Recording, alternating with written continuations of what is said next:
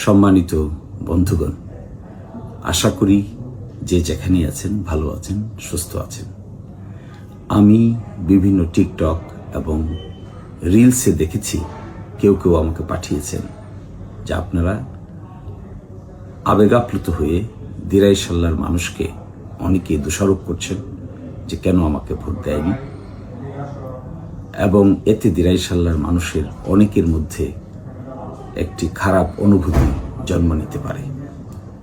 তো আমি আপনাদেরকে অনুরোধ করব, দিরাই সাল্লাবাসী তাদের পছন্দ মতো সিদ্ধান্ত নিয়েছে। এই ব্যাপারে আপনারা দয়া করে সকলকে দোষারোপ না করাটা আমার পক্ষ থেকে অনুরোধ থাকবে, কারণ তারা তাদের সিদ্ধান্ত স্বাধীনভাবে নিয়েছে। এখন যদি তাদেরকে আমরা দোষারোপ করি বা আপনারা অনুভূতির কারণে, আবেগের কারণে, ইমোশনের কারণে দোষারোপ করেন, তাহলে এটা সঠিক হবে বলে আমি মনে করি না। স্বাধীন দেশ, স্বাধীনভাবে যে যার সিদ্ধান্ত নেবে, এটাই স্বাভাবিক। তো আমি আপনাদেরকে অনুরোধ করব, যারা বিভিন্ন জায়গা থেকে ভিডিও বানাচ্ছেন, টিকটক বানাচ্ছেন, রিল করছেন, দয়া করে আপনারা কেউ আমার দিরাই সাল্লাবাসীকে ব্লেম করবেন না, দোষারোপ করবেন না। আপনারা যদি তাদেরকে দোষারোপ করেন তাহলে আমিও আহত হব, আমারও অনুভূতিতে লাগবে।